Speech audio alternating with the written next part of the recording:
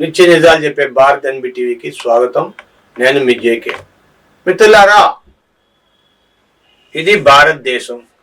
భారతదేశంలో ప్రమాణ స్వీకారం చేసేటప్పుడు దేవుని మేము ప్రమాణకం చేసి నీ అంతా నిజమే చెప్తా అంటారు కోర్టుల్లో, లేదా భగవద్గీత మీద ప్రమాణకం చేసి చెప్తా ఉంటారు, లేదా అంతరాత్మ మీద ప్రమాణకం చేసి చెప్తామంటారు. అట్లాగే మన రాజ్యాంగంలో కూడా ఈశ్వరుని ప్రమాణకం చేసి అని కొంతమంది కొన్ని రకాలుగా చెప్తున్నారు. అయితే మన అసాదుద్దీన్ ఓవైసీ జై భీమ్, జై తెలంగాణ అంతవరకు బాగానే ఉంది. జై పాలస్తీనియా ఎందుకు వచ్చింది? భారతదేశంలో నువ్వు ఒక లాయర్ అయి ఉండి, నువ్వు ఒక న్యాయవాదివి, నీకు తెలుసు న్యాయం ఏదో ధర్మం ఏదో అన్యాయం ఏదో తెలుసు. ఆ రోజున నువ్వు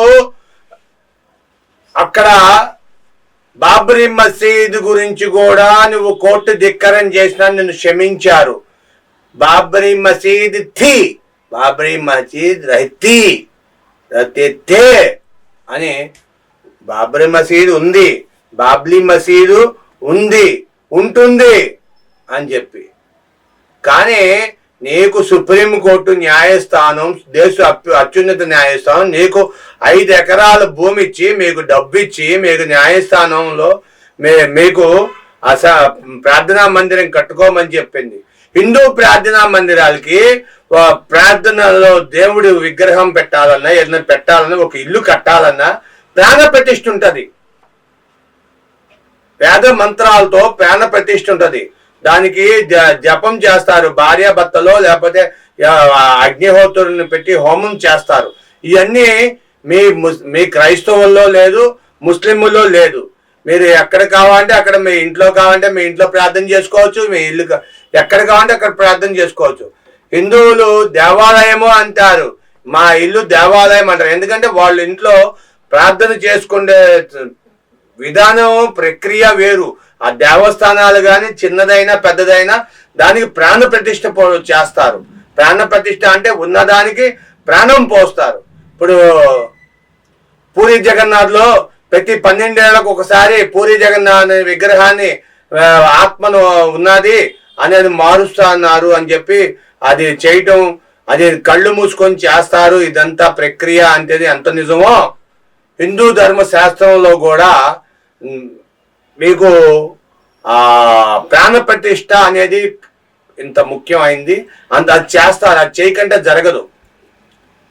కానీ మీరు భారతదేశంలో ఉండి భారతీయులని కించపరుస్తున్నట్టుగా మీరు ప్రవర్తిస్తున్నారు. ఆఫ్ఘనిస్తాను, ఇండియా, ఇంకా పాకిస్తాను, ఈ 3 కలిస్తే దేశం మొత్తం ఉన్న పాకిస్తాన్ ముస్లింల కంటే తక్కువైన జనాభాయం కాదు. హిందూ దేశంలో నుండి కంట ముస్లిం దేశం ఇది కూడా ఒకప్పుడు ముస్లిం దేశం అని చెప్పొచ్చు. అందుకే ముస్లిం రాజులు దండెత్తుకొచ్చారు. కానీ హిందువే, ముస్లిమే. మీ బుద్ధులు మీరు మారరు అని చెప్పి మీరు మళ్ళీ చెప్తున్నారు. అది కాదు. ఏంటంటే హిందువులు ఖడ్గం సినిమాలో ప్రకాష్ రాజు హిందూ పాత్ర ముస్లిం పాత్ర వేశాడు. వాడు చెప్తాడు, మాది హిందుస్థాన్, మాది హిందూలో, మేము హిందుస్థాన్లో పుట్టాం, మేము హిందువులమే, మేము భారతీయులమే అని చెప్తాడు. కానీ కొంతమంది స్లీపింగ్ సెల్స్ దుబాయ్ నుండి, పాకిస్తాన్ నుండి, కొన్ని ఏరియాల నుండి వచ్చిన స్లీపింగ్ సెల్స్ ఇక్కడ ఉండి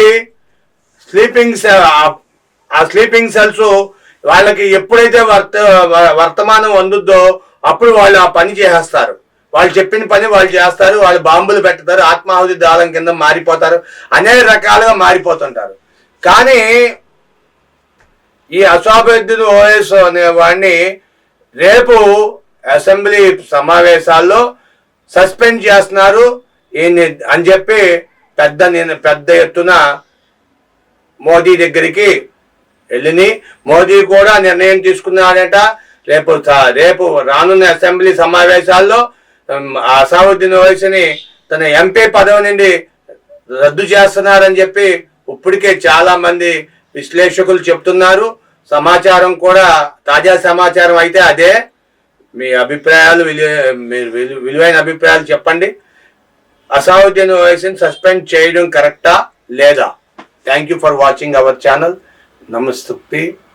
మళ్ళీ సబ్స్క్రైబ్ చేసుకోండి. Thank you. మళ్ళీ ఒకసారి సబ్స్క్రైబ్ చేసుకో. సర్లే ఏదో చెప్పారు బాబు. ధన్యవాదాలు.